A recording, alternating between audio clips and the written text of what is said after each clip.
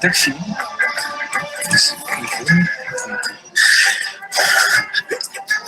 Precies in school. Tegen ons. Ja. Insecten. Dat lief? Ik voel 2 insecten op je rug. Kan dat? Ja, vlinders. Slovenië? Zo hè. Een moto. Oranje. Wat erop? Zenit. Oui, oui, bien. Je hebt een vriendin. Julie de... Ja. Een boeiend liefdesleven.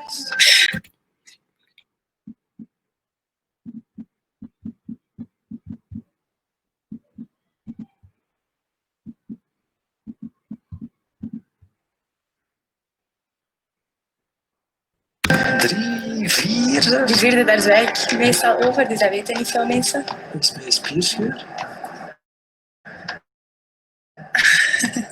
Maison rouge, balcon, plan. Ja.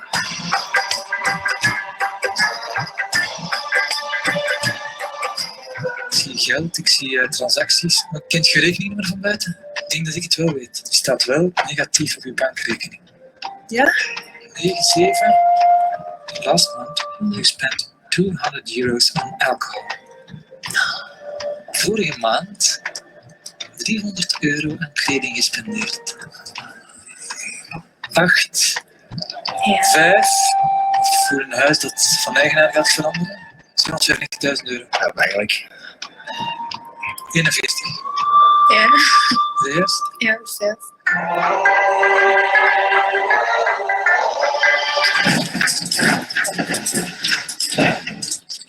Oh my god.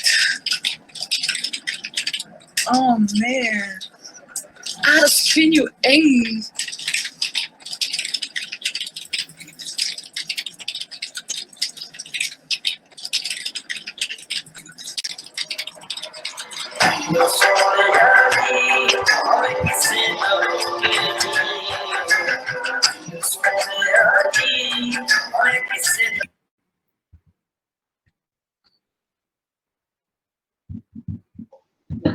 Hi all, hope you are doing well. I hope you enjoyed that video.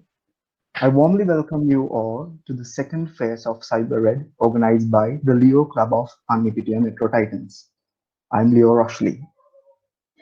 In this phase, we came across the topic social media offenses and data privacy. And the law that we discuss here is related to Sri Lankan context. You might think, why social media offenses and data privacy? So we did some research and we found out that due to COVID-19 pandemic, the attacks related to cybersecurity has increased by 10% in Sri Lanka, according to the Sri Lankan CERT. So we, the Pannipitiya Metro Titans, thought that this is the ideal time to aware if someone is a victim of an attack, how to use the law in an appropriate manner. Before handing over the session to our guest speaker, I would like to give a brief introduction about him. Leo Ravin Seneviratna is a member of the Leo Club of Pannipitiya Metro Titans, and he holds his diploma in computer systems designing from an IBM. And he completed his bachelor's degree, BSc Honours, from University of Kelaniya, Sri Lanka. Then he completed his Master of Business Administration or MBA from University of Wolverhampton, UK. Today he is studying at Sri Lanka College for Attorney at Law and follow his Masters of Law in International Business specializing Information Technology and Intellectual Property at University of Cardiff Metropolitan, UK. Leo Ravi, it's up to you to take over the session.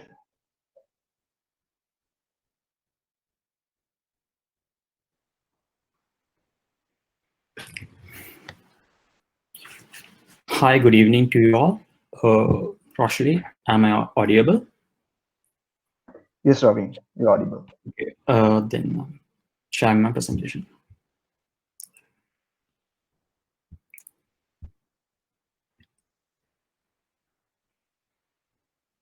I hope is the presentation is visible.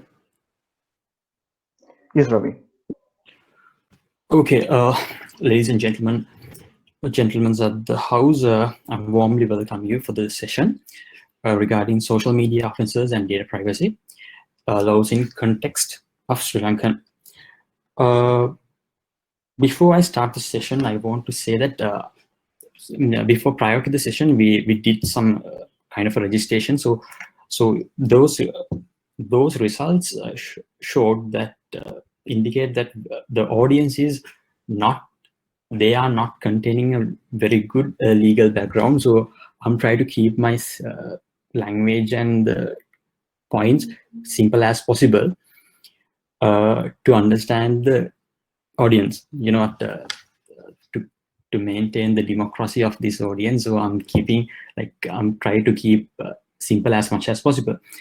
And I can see in the audience there are some colleagues, some of my friends and several leaders from other countries also present here. So I'm trying to explain what is the context of law in international, and I'm trying to relate the Sri Lankan laws to these matters. Okay. So with the time consent, I'm trying to keep it very simple again. Okay. For the outline, so I'll be discussing what are the main areas of information technologies of law, and then I'll be setting my boundaries regarding what is social media, and then I'll be move on for the common offenses on social media that we can experience today, and then the data privacy and the related authorities in Sri Lanka. So the related authority means what are the authorities that directly work with these social media offenses and the data privacy. And then it will be about the final remarks, and subsequently we will be move on for the Q&A session. So if you have any questions regarding the presentation, I am encouraging you to ask any question at the end of this presentation. Okay, these are we have 6 main areas. So these 6 main areas has been identified by Mr. Sunil Aberatna, the attorney at law, from his research article. So these are the 6 main areas. So it's about the computer crimes and e-commerce. When it comes to e-commerce, all the purchasing and the using card payments and e-transactions, and everything is included under the e-commerce. And we have then IP rights or all the intellectual property rights. When it's talking about the intellectual property rights, it can identify the copyrights and the data privacies and not actually the data privacy. It's about the copyrights and the software copyrights, so and so. And then we have the 4th category about the data protection, RTI or other in right to information, cloud computing, and big data, and then finally the AI.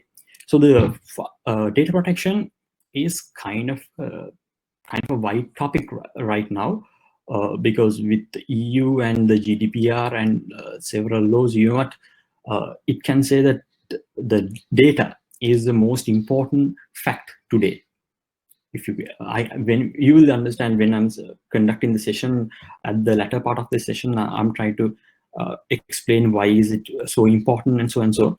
And with the data and the big data and the AI, also big data and AI, even though these 2 topics a little bit feel older, these big data and AI now it's emerging technologies.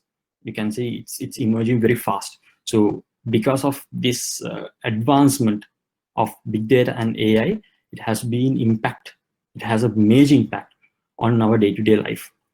And then we have the employee-employee relationships under the information society. So it's about the HR rights. And then we have the computer evidence and its forensics issues. So in Sri Lanka, we can present computer evidence as for the trials, and it's a separate issue. So among all these 6, I have we have discussed with the Leo clubs, and we chose, okay, what should be the area, and it's about the data privacy and again social media offenses. So what is social media? So the Oxford defines social media as websites and application that enables users to create and share content or participate in social networking.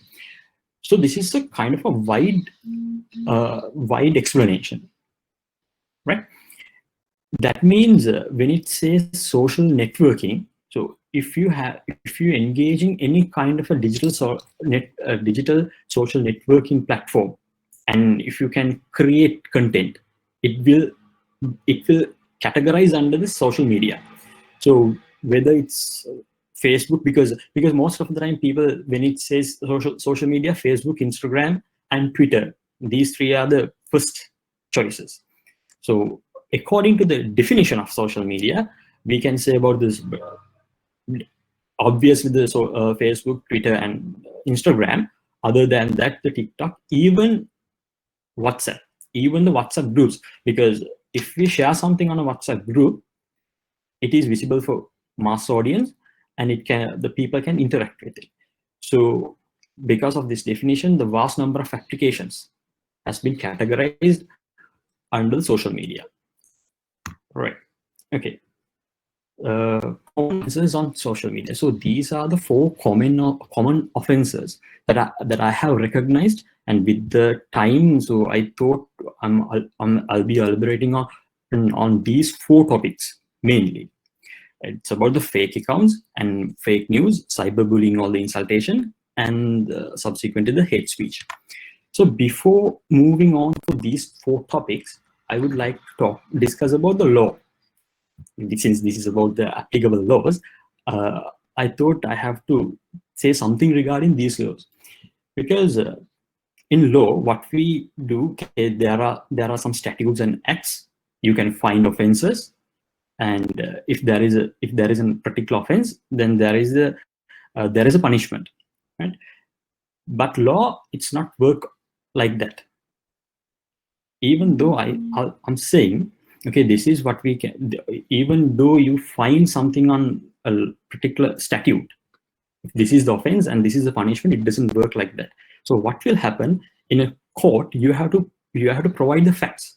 If you can see this, there is a scale, you have to put all the facts to the left and the right side, and a judge will look at those facts, and then the judge will decide what will be the end result, and if there is any punishment, this must be the punishment. So why I said so, the reason is, even though in my presentation I say, okay, these are the applicable laws, and if there is a particular offense, you can use these things. In some point, it won't be, because depend on the facts, because each and every case is a unique case, right?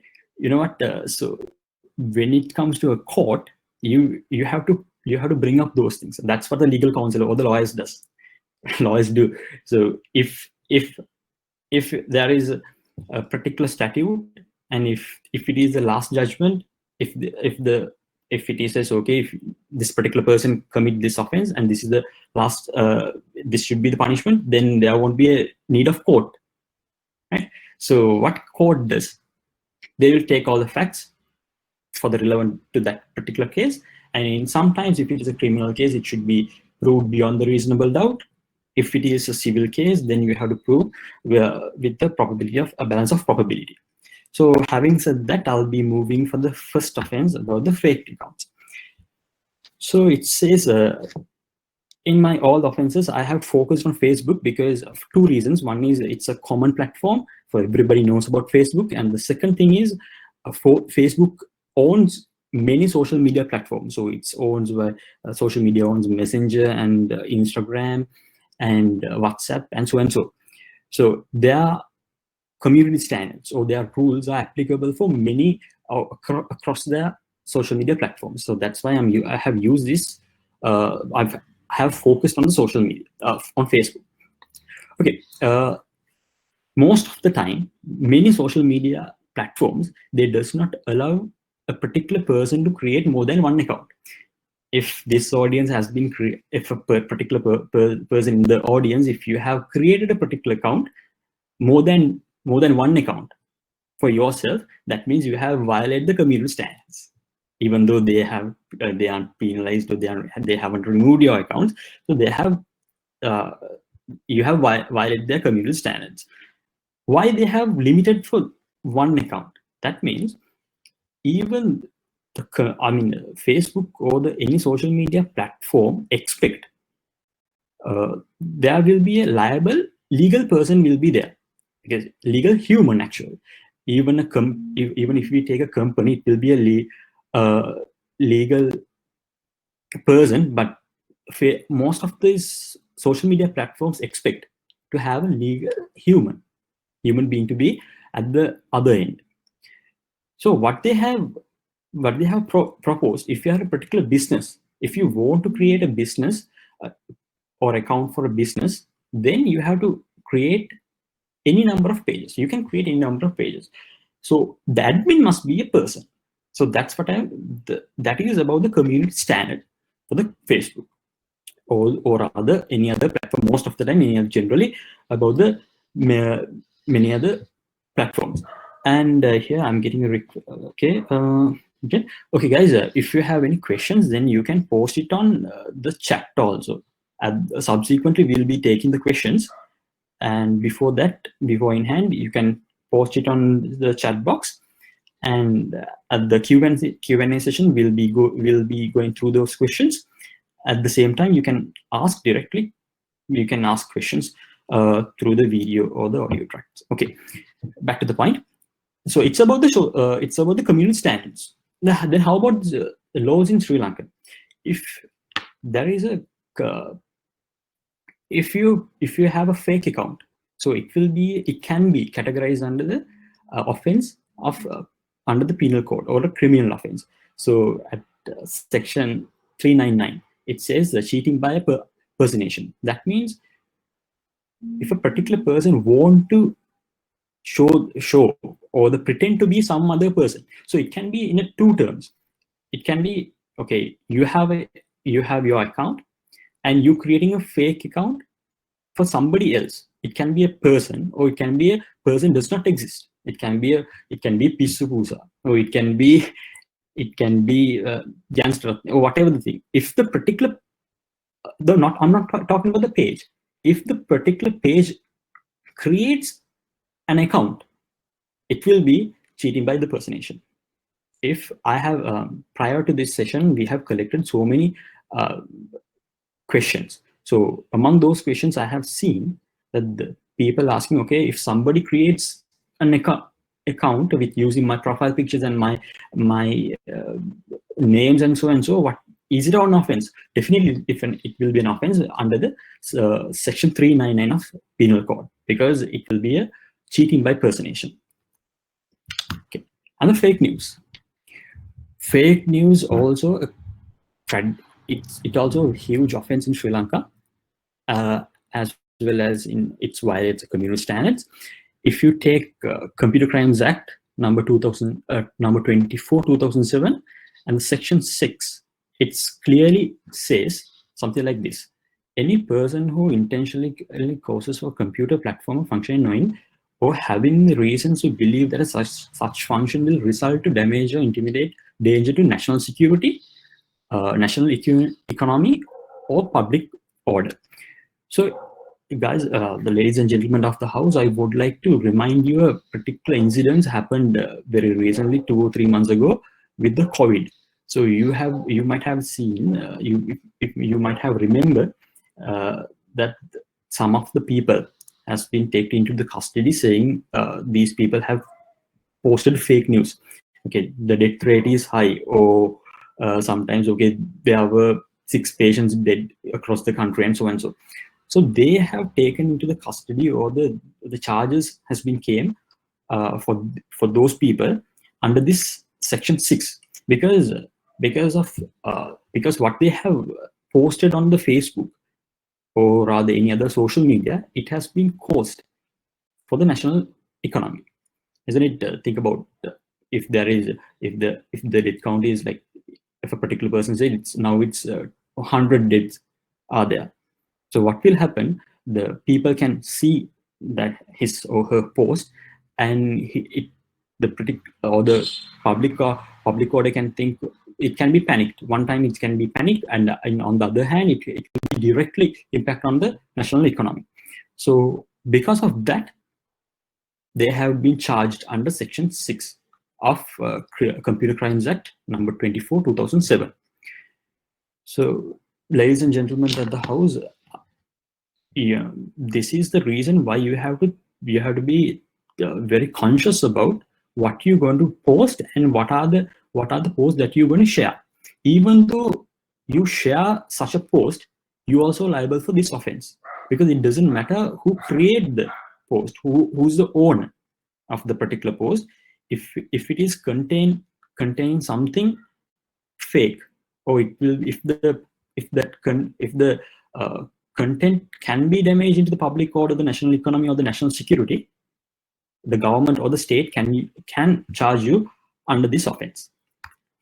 And now we have the third point, the hate speech. Again, recent incidents at Digan incidents, the hate speech came to the play at Digan incidents widely. Even though people doesn't know, Sri Lanka has a kind of a strong law against hate speech. So the Convent on Civil and Political Rights, or rather ICCRP Act, has been we have agreed for this law, and it has been introduced in 2007. So ICCRP Act number 56 of 2007, Section 3. It's clearly say no person shall be propagate war or advocate national or religious hatred that constitute and insinuate discrimination, hostility, or the violence. That in this Section 3, the most important thing is it doesn't matter whether the hate speech or your thoughts has been cause for a propagating war. It doesn't mean that, even though if it is an advocate for national and advocate is the most important word, because if it is advocate or the tududena, that means if it is a cause for a national discrimination or hostility or violence, you can be imprisonment up to 10 years. People doesn't know about this, because the free speech and the hate speech is two sides of the same coin. With the liberty of speaking or the liberty of expression, it can cause up to huge, so the person can misuse their ability to have a free speech up to hate speech. So the human rights, even human rights has been introduced a test to identify whether that particular thing is a hate speech or not. So the test says a speaker who indeed incites others discrimination, hostility, or violence intends not only to share his or her opinion with others, but also compel others to commit certain actions or based on those beliefs, opinions, and or positions.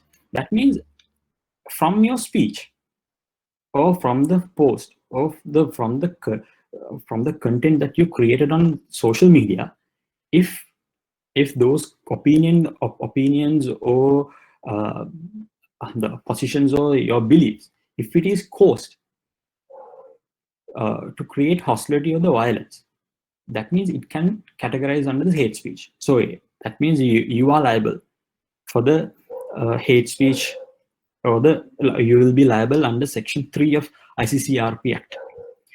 And if the court finds, and it's a criminal offense, so the bailable only by the high courts. And as per my knowledge, the imprisonment can goes up to 10 years. People doesn't understand this, but the laws exist, and even though Sri Lanka has very how can I say very weak laws for digital platforms. Hate speech has a very good law. So the next topic is about cyberbullying and insultation. So before I discuss about the cyberbullying and insultation, I would like to point out that Sri Lanka has very weak laws. But there are laws for digital media. The reason is since our laws have not been updated for emerging technologies, what we have to do, we have to inherit, because you won't be able to find a single act or a statute saying if on social media something has been committed, so this will be the punishment. So you have to take the facts and you have to take what happened on social media, and you have to match those facts with the existing statutes and acts. If I may go back, look at the fake accounts. It could be relate. It could relate with the section 399 of Penal Code. And if it is fake news, again they have already matched it with the Computer Crimes Act section 6. Likewise, because we don't have laws which is targeting social media, we have to bring up the facts and we have to match it with the existing laws in Sri Lanka. And the cyberbullying and the insultation. So this is something that the people has been experienced vast, cyberbullying and insultation. For cyberbullying and insultation, also a kind of it comes under the civil laws. That means the common law. So if a particular person get offended or insulted by another person post, what you can do, you have to follow a procedure.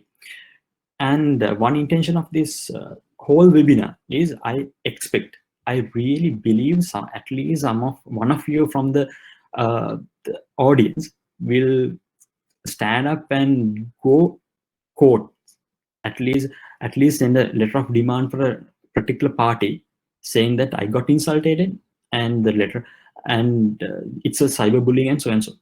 Because in Sri Lanka we can't find even the case laws, right? Even the case laws which has been quoted or rather went for the court for the insultation.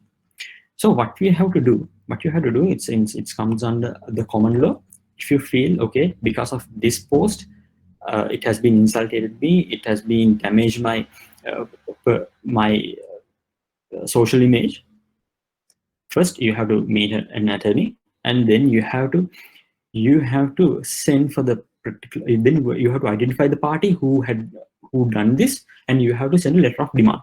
Then in the letter of demand, it should be contained what was the insultation the particular person has been committed on the social media, and because of that issue, that what has been committed or the posted on social media, it has been offend for yourself, and it has been damaged for you, and because of that particular damage, you seeking for the compensations, or you seeking for the damages of this amount of money, and you have to be able to justify how much is that. There was this one good example. I don't want to say the name, but well-known media corporation, the owner of a well-known media corporation, he did it. What he did, there was this lady who posted a Twitter saying so and so and so. Then the very next day, I think it should be the very next day, he sent a letter of demand demanding, if I remember, it was either 550 million or 500 million Sri Lanka rupees, saying it because of that particular post, it has been damaged his social image, and he was demanding that amount of money. So after he sent in the letter of demand, this lady was so excited, and she was explaining herself, and it was a huge story. So afterwards, I didn't see a single post on Facebook or any other social media try to insult that particular owner of the popular well-known mass media corporation. So what happened, since I really believe even in the future it won't be happening. So, ladies and gentlemen of the house, I really expect at least one of you will stand and go after these people who are committing insultations, because they don't know there is such laws exist. This is my personal view. If 5 people can send letter of demands of those luniates, then it will be an end of, at least, even though it can't be end, it will be cut off 70 or 90% of insultation and the cyberbullying happen on social media. Okay, and then we can go to data privacy. Before going that, I have another video to share. A moment.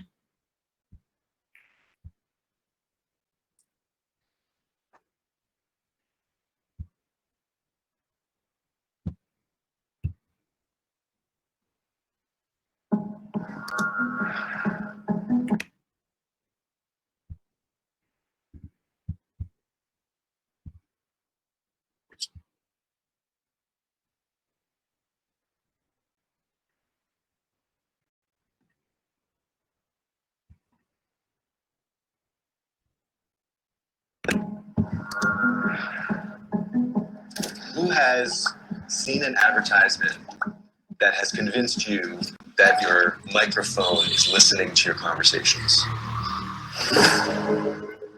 All of your interactions, your credit card swipes, web searches, locations, likes, they're all collected in real time into a $1 trillion a year industry. The real game changer was Cambridge Analytica. They worked for the Trump campaign and for the Brexit campaign. They started using information warfare. Cambridge Analytica claimed to have 5,000 data points on every American voter. I started tracking down all these Cambridge Analytica ex-employees. Someone else that you should be calling to committee is Brittany Kaiser. Brittany Kaiser, once a key player inside Cambridge Analytica, casting herself as a whistleblower. The reason why Google and Facebook are the most powerful companies in the world is because last year data surpassed oil in value. Data is the most valuable asset on Earth. We targeted those whose minds we thought we could change Until they saw the world the way we wanted them to. I do know that their targeting tool was considered a weapon. There is a possibility that the American public have been experimented on. This is becoming a criminal matter. When people see the extent of the surveillance, I think they're going to be shocked. And I still fear for your life. Yeah. With the powerful people that are involved. But I can't keep quiet just because it will make powerful people mad. Data rights should be considered just fundamental rights. This is about the integrity of our democracy. These platforms which were created to connect us have now been weaponized. It's impossible to know what is what, because nothing is what it seems.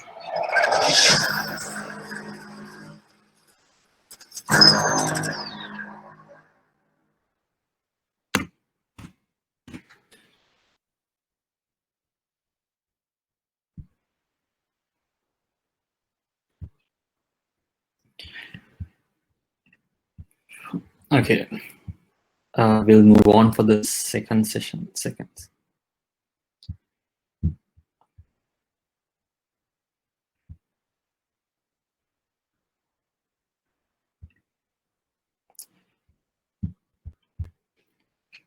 I hope my presentation is visible.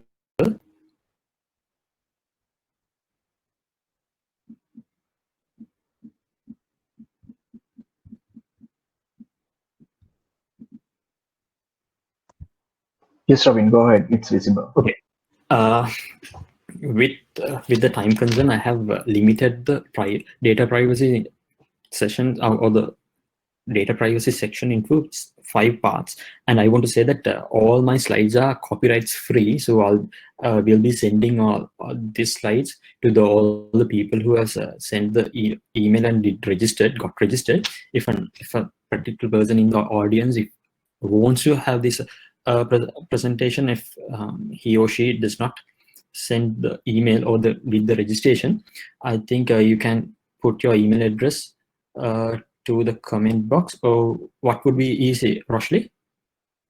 Or are we going to post our registration on the comment box? What would be easy? Yeah. I'll post it on the chat, the registration form. Okay, one moment. Okay, sure. Okay, back to the presentation. In generally, social media companies do almost right. Okay, first point is even though people think that our data is there and everybody can access, no, actually the social media companies and all the huge companies like Google, Amazon, Facebook, and so many other, they doing everything, literally everything to protect our data. The reason is if they lose the credibility on their companies or on their platforms, the people will be left out.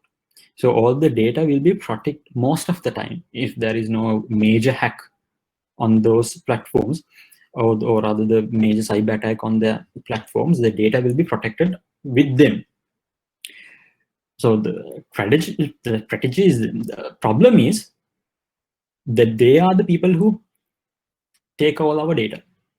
None of other, nobody else can take, but all these companies, they own our data and they use our personal informations and everything. You know what?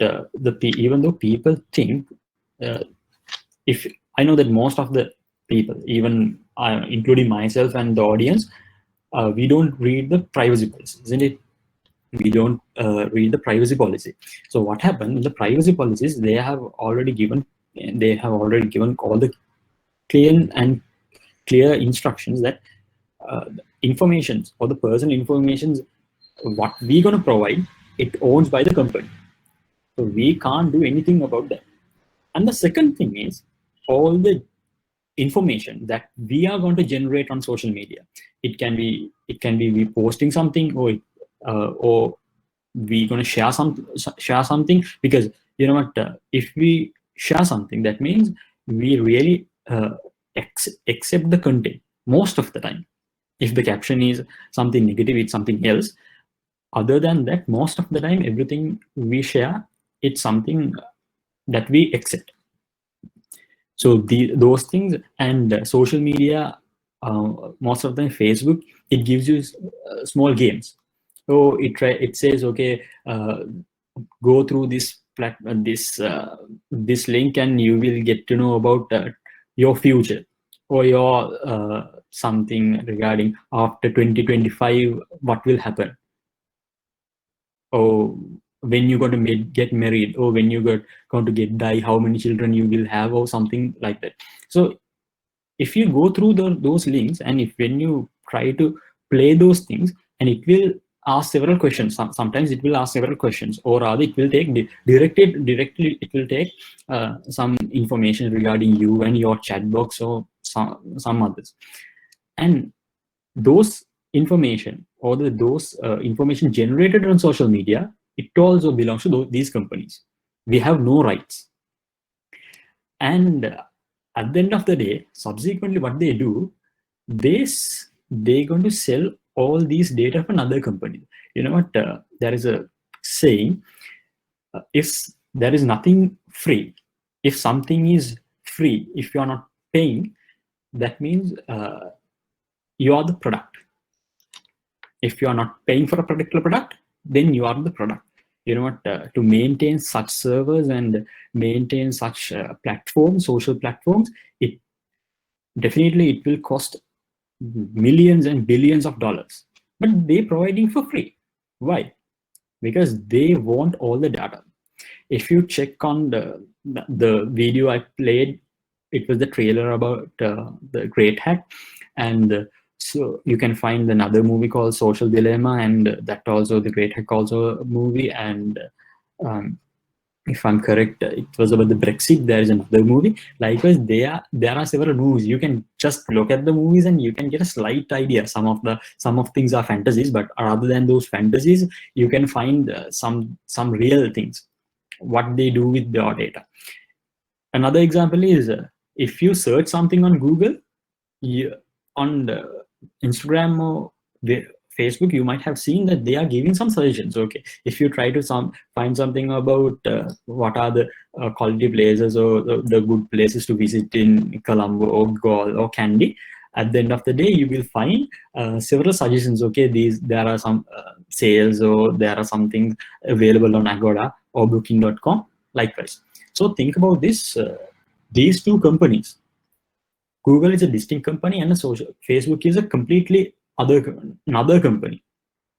But at the end of the day, those search data has been exchanged for the money from Facebook to from Google to Facebook, and Google, Facebook to Agoda, or the Facebook to Booking.com. Likewise, since you are not paying for the product, at the end of the day, you have became the product. So in Sri Lanka, we have the Computer Crime Act. And if you go through the Computer Crime Act, you will find the Section 8 and Section 9, Section 6 and, if I may correct, it was Section 7 and 8. It's directly dealing with this data privacy and the data protection. But unfortunately, Sri Lanka, we don't have a quite strong act, something like GDRP in EU.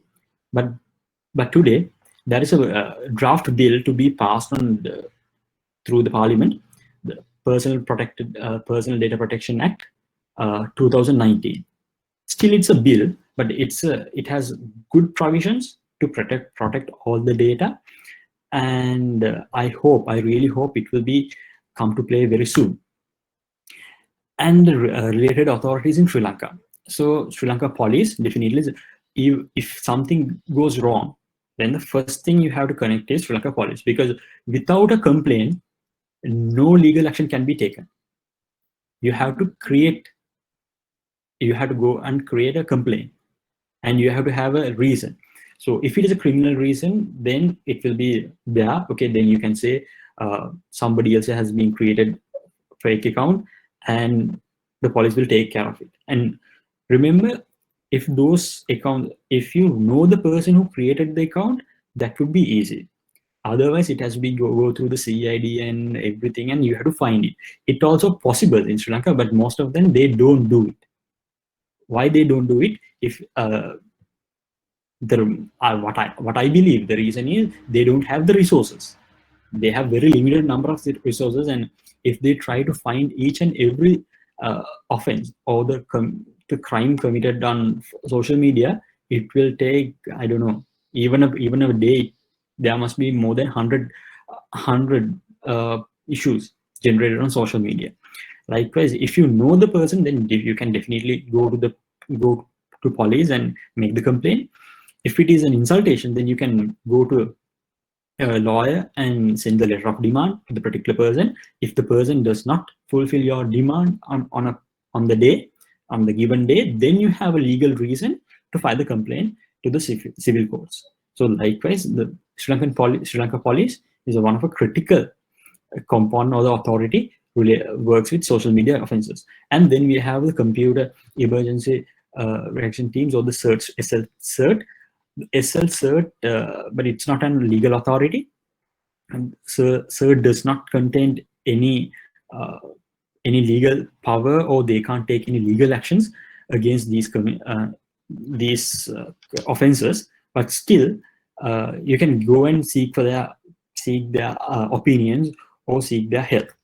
And then we have the TRC, or the Telecommunication Regulation Commission, and finally we have the TelIGP. So TelIGP is a new, I don't know more. I don't think the most of you have heard about it. TelIGP means you can submit a complaint online. So when you're submitting a complaint online, okay, this is the website for teligp.police.lk. You can go to the website, and then you can post, or rather you can submit your complaint. Since it's an online platform, there is some added advantage. One is it's a very convenient way, and the second one is there is a record. You know what? If you go to the police station and if you place the complaint, at the end of the day, it might be you might find the complaint is missing. But in here, it won't. I don't say that the complaint is missing is having every time, but you know, with all these complaints, they're getting so and so and so. So if you place an complaint on TeleIGP, then there will be a reference, and you can monitor what happened to that particular complaint. But if you if you go to the police station and make the complaint, sometimes with the workload and with the number of complaints, they might it might go down, no, it might go missing. It's possible because of the available resources. So the TeleIGP is a kind of a good way to do that. So the final remarks. My final remarks is before you sign up to any social media network, read the privacy. If you can, read the privacy policy.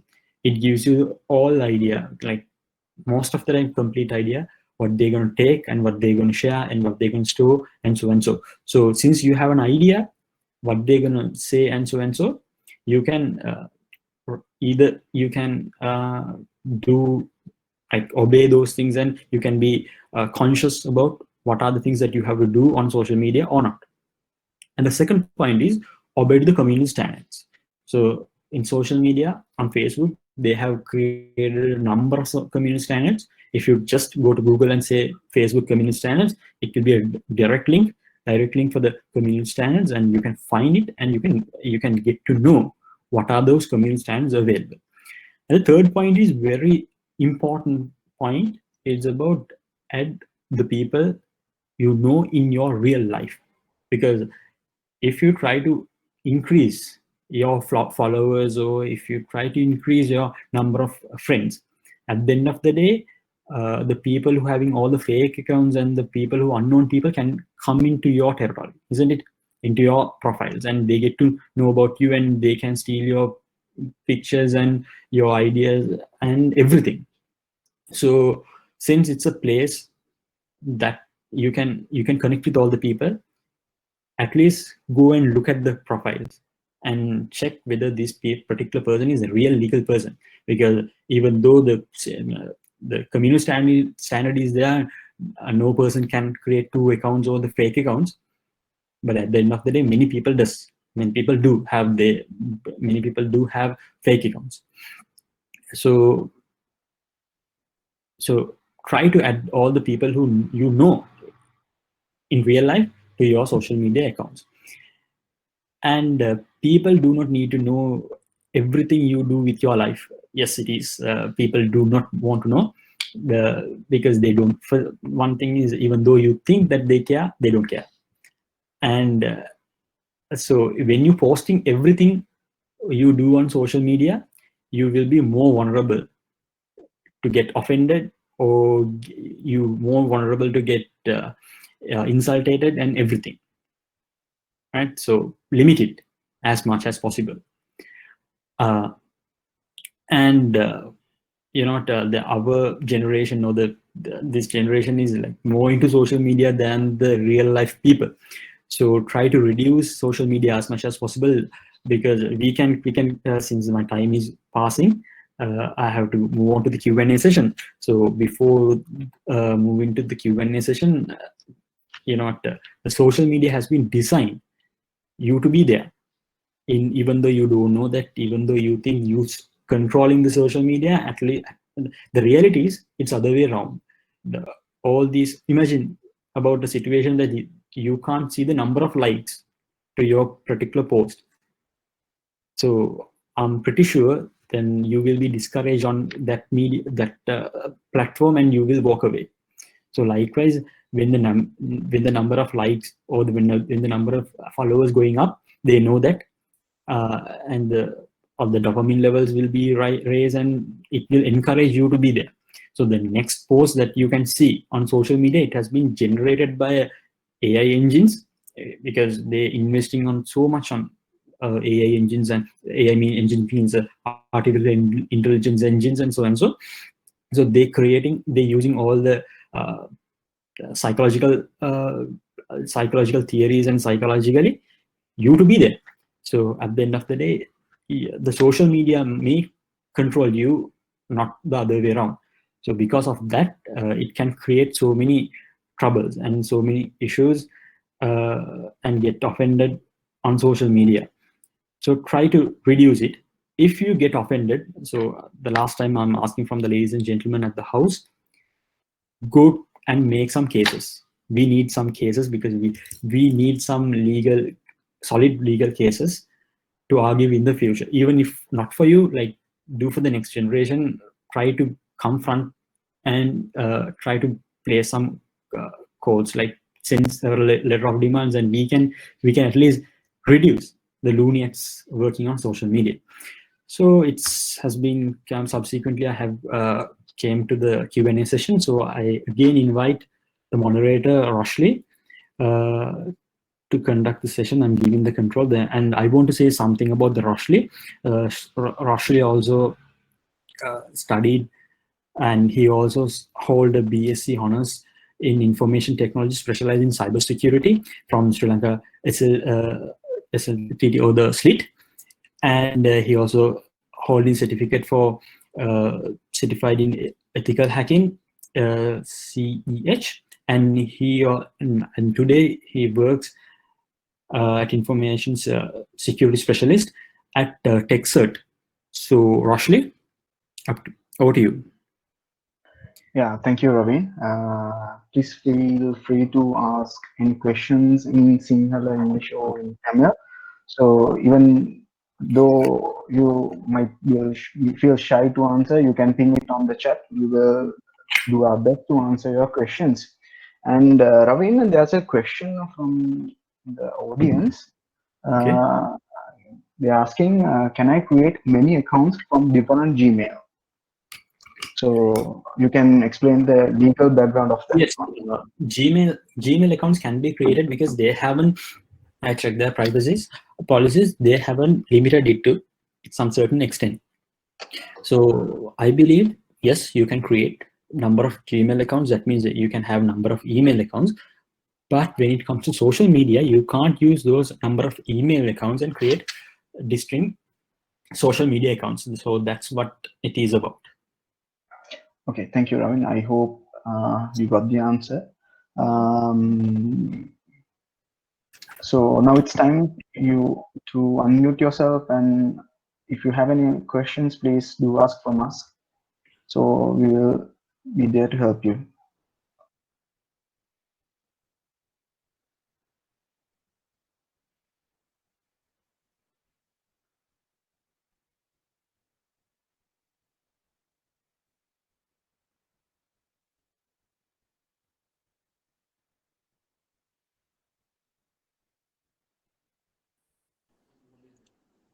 Yeah, I would like to find out now. Recently, there was an issue with the COVID that somebody a young chap has used the Derana logo, and he has published something, and within a day or two, he has been caught by the police.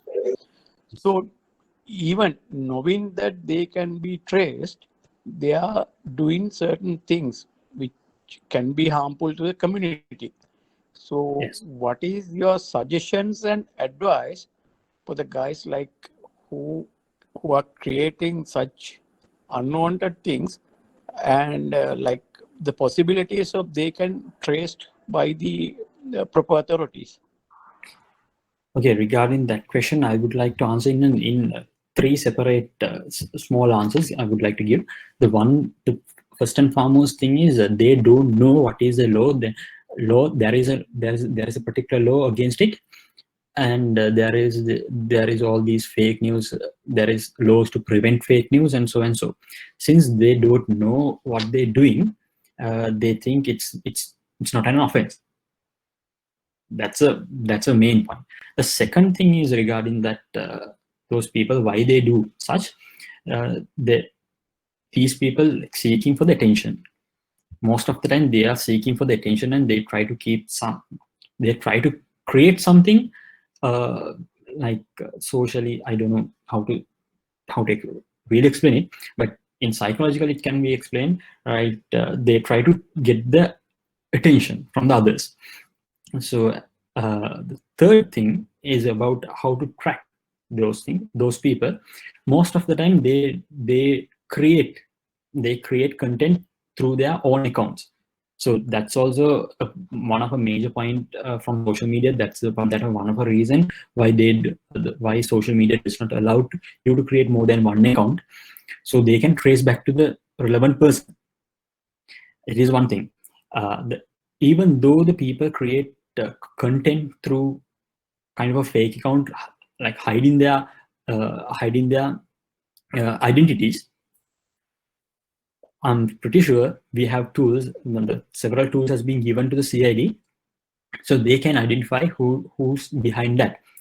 So if it comes under Section 6 of Computer Crime Act, then I'm pretty sure the police will take that incident as serious, and the CID also take that incident as serious, and they will go after that particular person.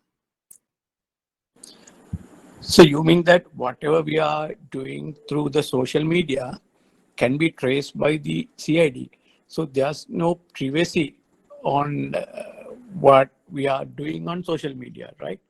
So they can trace what we are doing, even maybe that personally or through which it is okay if it is harmful to the community, but something, whatever we are doing, they can identify.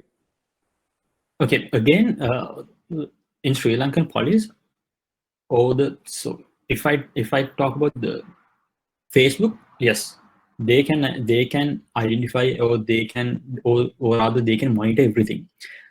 But when it comes to Sri Lankan CID, or I believe, this is my personal opinion, this is my personal view regarding the matter, I believe if particular person has been committed an offense, if Sri Lanka police can, like, if the Sri Lanka police reach to Facebook, and if they explain, okay, this is something, this has been violated, then the Facebook has to reveal all the all the secrets, or rather who is the behind this post. Most of the time it won't be necessary, because if you take the screenshot, then you have the person, and you have all the image, and you have the name, and everything is there. If not, if a serious offense is committed, then and the user is unknown, then I believe police can report to Facebook, and they can get the assist from the Facebook, and at the end of the day they can reveal who did it. So because in social media the data is there, only thing is they don't reveal it. If you breach something, if the police can explain this particular person has been breached a Sri Lanka law, then it will be definitely these people can be identified. I believe I answered your question, sir. Yeah, thanks. Yeah, Ravin, I want to add some things as well for that previous question also. Sometimes attackers may use children or just people without any knowledge on cybersecurity to do their stuff. For an example, if and sometimes there are websites that cannot be hacked, but there are some advanced penetration testers or advanced hackers who knows how to hack them. So what they does is they identify what are the weaknesses in that website, and they published with the youth or the youngsters.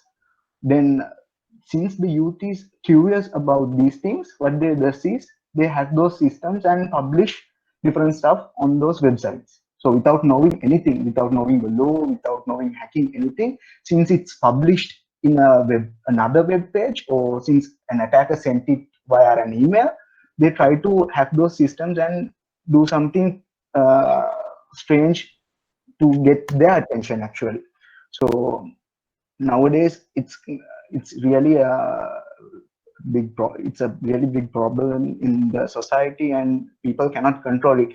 Even if you heard the last president's website was hacked, no? So in that case also there's something behind that case similar to that one. So actually that child got information how to hack that president's website, but he didn't actually try the stuff by himself. He got access from another country. And Roshli, I think, do we have any questions from the audience? Since until the question comes up, then we can go through the.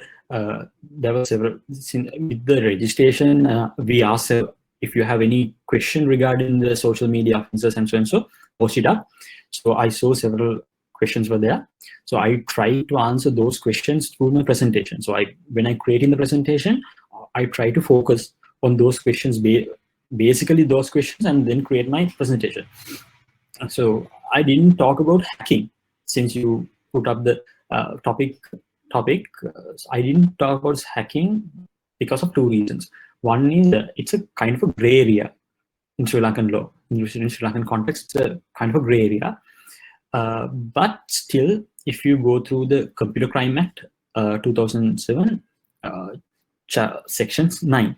Section 9 is there regarding unauthorized access for a particular computer system or an application. So using that provisions, I believe we can create a case, but it's a kind of gray area. It's about the hacking. Rashid, do we have any other questions? The posted questions, we can take, I think, another 2 or 3 minutes. So we can go ahead with the questions that we got from the form. Yes. Rashid and Raveen? Yeah. Yes. I have a small question. Yes. This is like this. So if, let's say, my data is being used, my image has been used to publish something, and let's say a situation in like my images has been used and the fake news has been published saying that was done by me. So how to safeguard myself and whom to call at that level, and how do I prove myself I am not guilty, I didn't do that? So any other areas which we can Yes. So Misha, I believe it's about if you get to prove something that you have done, that's the burden of proof is to the prosecutor, not for you. That then they have to prove, okay, this particular person has all access to this particular account. So it can be a fake account also, isn't it? Since you are not the person who posts in that post or the content, it's definitely, it should be a fake account. So if it is a fake account, then again, Section 399 of Penal Code, that particular person has been committed an offense. So Misha, you don't have to prove anything. The burden of proof is with the prosecutor. The prosecutor or the person or the state has to prove that you have all the access to the particular account and you've done it. Even though it says your name and your image, it doesn't mean that you own the account. So they have to prove that you are the owner of the account and you have the access to that particular account. If so, then you're in a trouble. Otherwise, the burden of proof is not on you. Yeah, Raveen, if something happens like that, for the proven part, there are some technical stuff that we actually cybersecurity people do, which is called digital forensic. So in digital forensics, what they do is they get access to these accounts from the law, and what they do is they track what has done through logs and stuff. There are plenty of mechanisms to do these things, and they track and they can prove whether the person is telling the truth or not through digital forensic.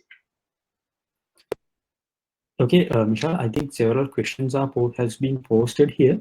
One is, okay, it says more than 5K of followers. If a particular page is like spreading all the hate speeches and so on, so why can't? No, there is no there is nothing say that now if it is less than this number of followers, if it is more than this number of followers are there, you can't report it. Definitely you can report it, because I think we have a close experience about a particular movie has been created in India, and in Sri Lankan people, they all get together and reported it, and the page has been like they brought it down.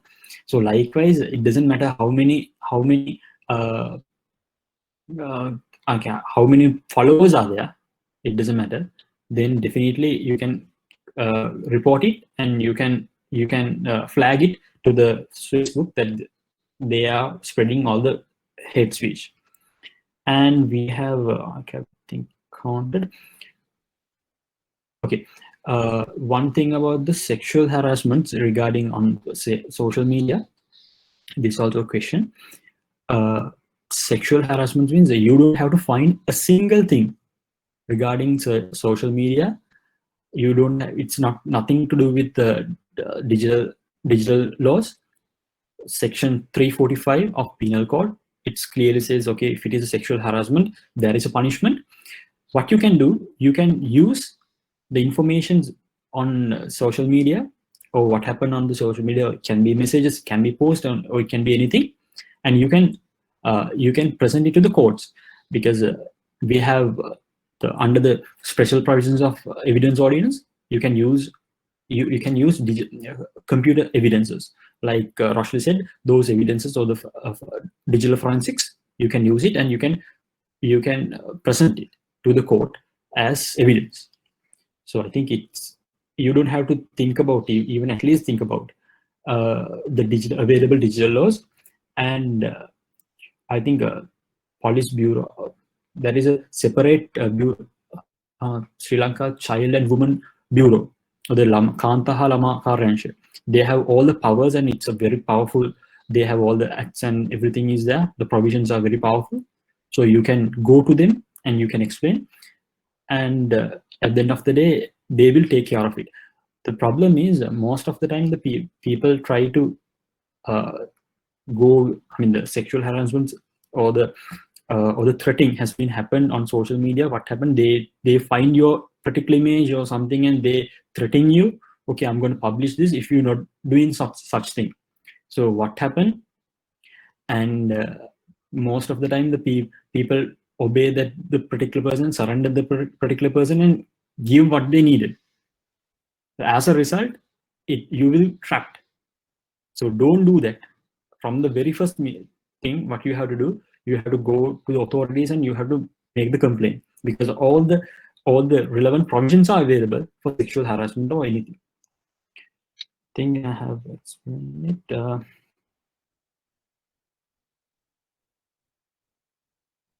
Roshli, do we have any other questions? I guess that's it from me.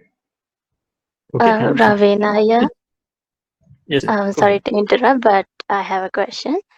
Okay, so when it comes to social media, there are certain couples that start dating online, whether it be Facebook or Instagram or any other platform.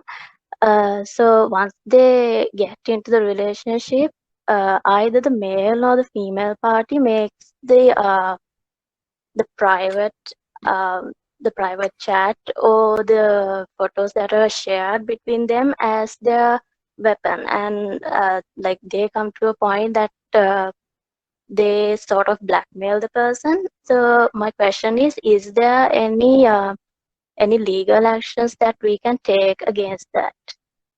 Yes, so that's what I was explaining again. So on the digital, under the digital laws, or under the digital laws related with all these things, you don't have.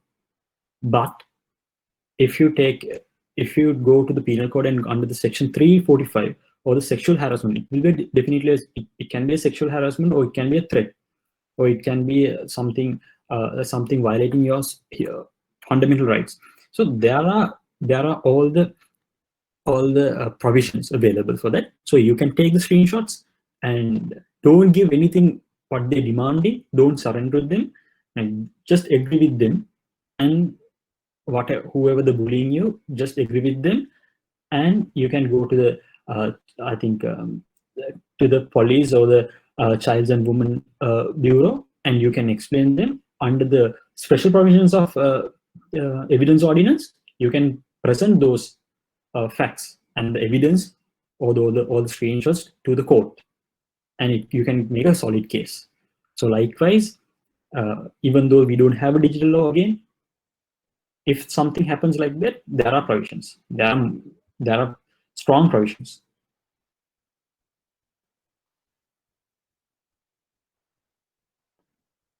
Okay, do we have another? Okay, I have another question regarding the data. Okay, data, there are two questions. One is a particular, I don't want to spell the name, but anyway, company or the internet service provider has been reducing their data very fast. So can we take actions? I think my answer is yes, but it will be a long shot. I'll explain why. My answer is yes, because it has nothing to do with it has been nothing to do with the digital laws. It's about the laws of obligation of the contract, because in the beginning of the contract they have agreed you to provide such a number of data, if it is a 40 GB or 5 GB or whatever the thing. And if they breach their contract, if you keep paying, and if they have breached the contract by reducing your data, or for some reason they are fast forward the data, like data and everything, so and so, if you feel that you, even though they promised 45 GBs but you're getting only 15 GB, or even it's 45, and if you're getting 44 GB, that means they have breached the contract. So what you have to do, you have to prove them, okay, you have breached the contract, and you have to go to court, and you have to make a case. So why I said it's a long shot, you are the burden of proof is up to you to prove that they haven't provided 45 GB or the agreed number of data. So so it will be a kind of a questionable, or it can be a little bit hard to prove that, because they will come up and say, okay, you had all these updates, and they are the people who monitoring the data, okay, they will have a log, and so and so. So you have to prove that the log is faked, or rather the log has been manipulated, and they have breached it. If you can prove it, I believe that you can get a big number of compensations, and it will be a landmark case. What else? Do we have anything? Actually, there was several technical questions are there. I think we can take 2 minutes. Yeah, of course.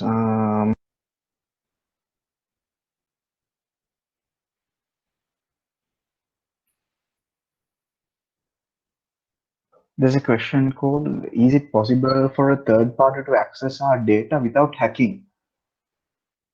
The thing is, if you go through Facebook or some other social media application, people might think that they have access to your data.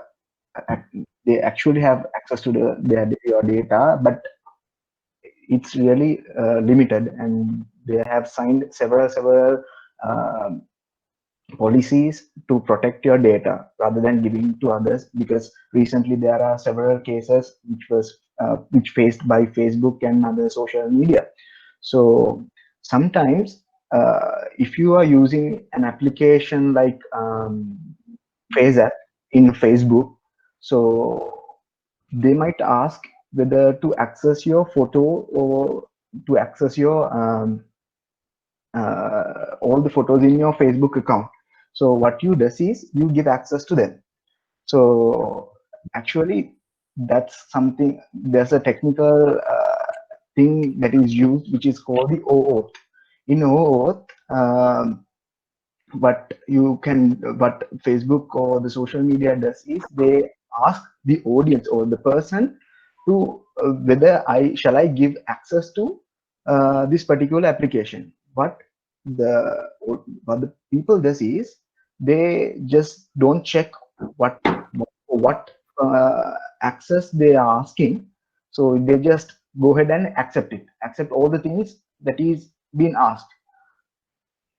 So what my advice is, just when you are using a third-party application in Facebook, just check whether what is that application is asking you to access, asking them to access.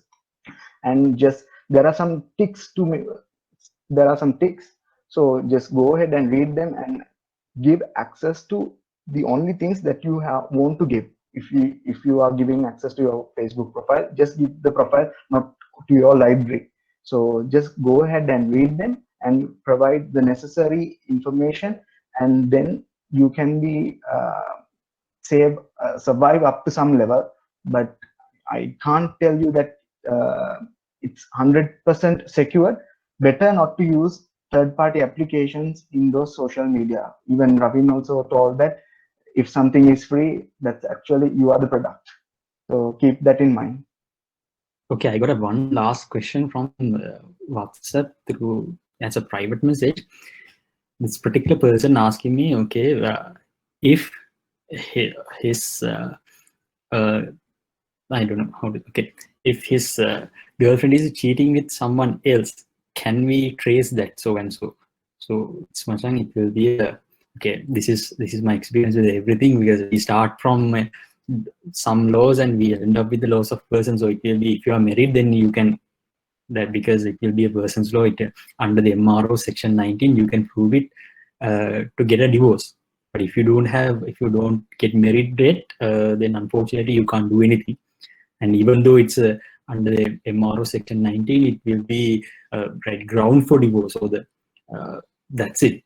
So you can't ask from the people or the Facebook, or you can't get a court order to access your girlfriend's account and get all the information. Try to find it. No, that's okay. But you can't. And if you are, so best thing is you get married and you get a court order to prove that your wife is cheating on you, and go under section 19 and get a divorce. That's it. Okay, I believe I answered your question. Machan.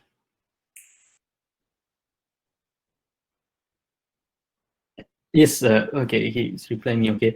Yes, and under the special provisions of evidence orients, it also acceptable on the court, and the court will recognize it's a valid evidence. So you can. Actually, shall we wrap up? Do we have any questions from the audience?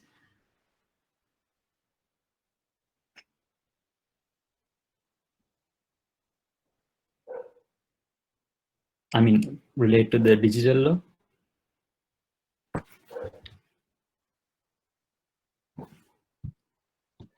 I hope that's it, Ravin. Okay, Ashley, up to you. So now we have reached to the end of this session, and there are more sessions to be held on CyberRed in the future. So we will let you know and keep in touch with our Facebook page and Instagram page, and we will let you know about these sessions.